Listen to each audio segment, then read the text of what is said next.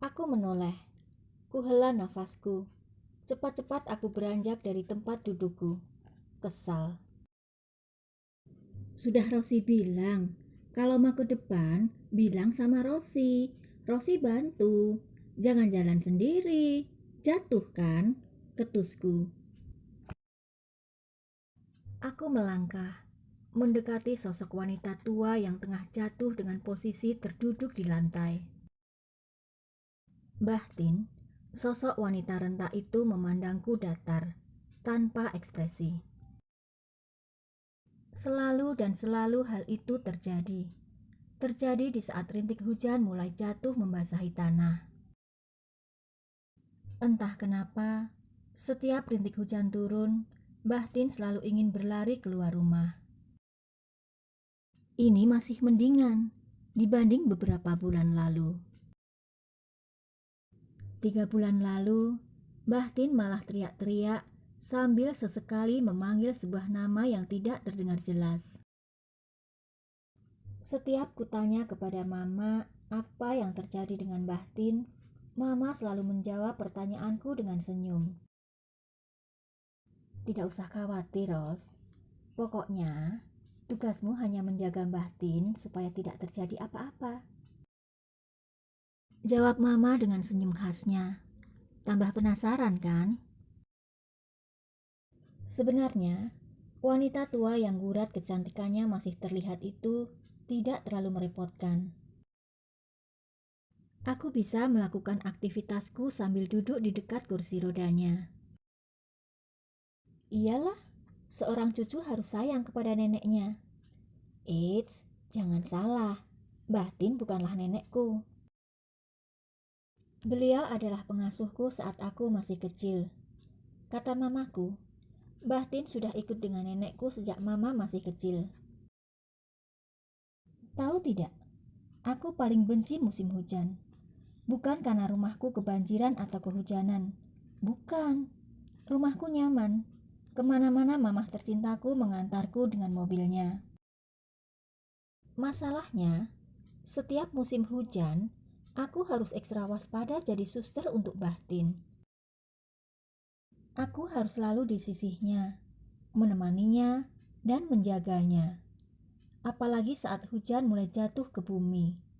Aku harus meningkatkan kewaspadaanku karena Mbah Tin selalu tiba-tiba beranjak dari kursi rodanya. Aku jadi tidak bisa menikmati waktuku dengan Trisa, boneka Barbie kesayanganku. Andai aku punya saudara, aku pasti bisa berbagi kerepotan ini. Betapa menyenangkannya. Hari berganti. Saatnya aku bersantai dan menikmati petang hariku dengan menonton acara TV kesukaanku. Ku kecilkan volume TV kamarku. Samar-samar ku dengar suara rintik hujan turun. Aduh, kenapa sih harus turun hujan sore-sore begini? Gerutuku sambil melirik acara TV kesayanganku. Kulihat Iqbal, penyanyi favoritku sedang muncul di sebuah acara TV.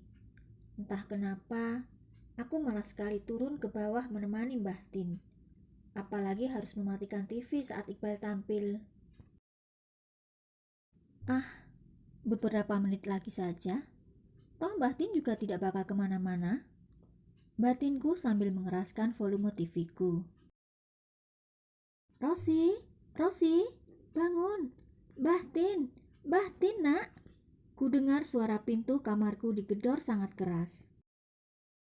Samar-samar ku dengar namaku dipanggil.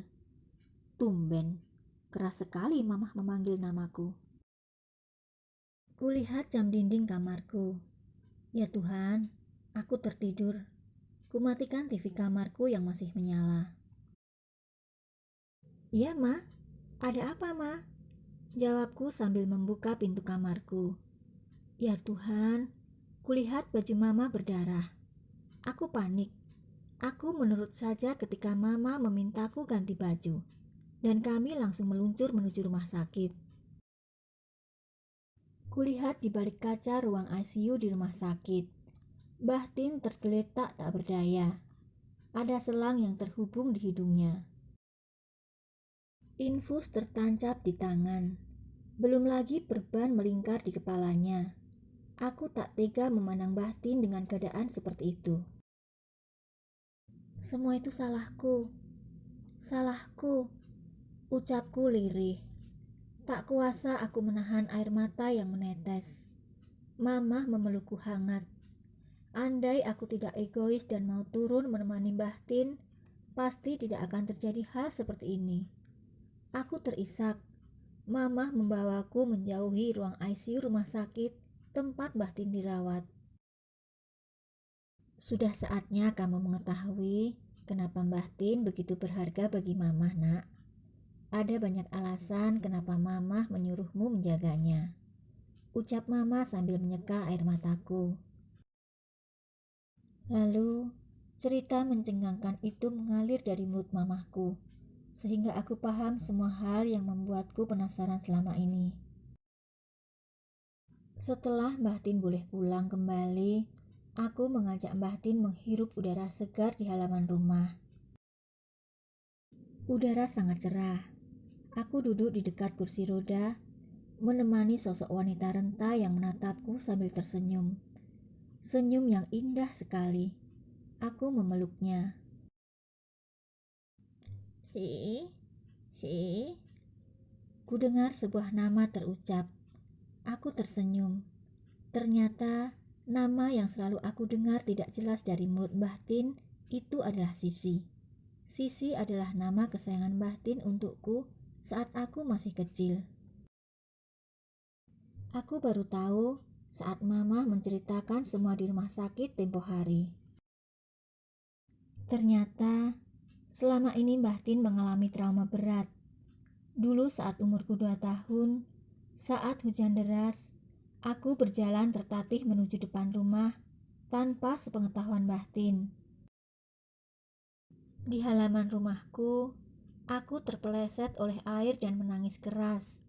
Mbah Tin terkejut dan berlari ke depan rumahku. Karena buru-buru, beliau terpeleset. Tapi Mbah Tin dengan susah payah masih kuat merangkak dan memelukku, melindungiku dari hujan yang membasahi tubuhku. Akibat terpeleset itu, Mbah Tin mengalami kelumpuhan dan hanya bisa duduk di kursi roda sampai sekarang. Untung kata Mama, aku cepat diselamatkan karena petir bisa menyambar tubuhku saat itu. Tak sadar aku terisak. Kupandangi wanita renta itu dengan kasih sayang. Wanita perkasa yang menyelamatkanku. Senja berganti malam. Angin malam yang dingin menusuk kulitku. Kudorong kursi roda Mbah Tin masuk dalam rumah. Aku berjanji, aku akan selalu menjaga dan melindungimu, Mbah. Seperti engkau menjaga dan melindungiku, karena separuh jiwamu adalah aku.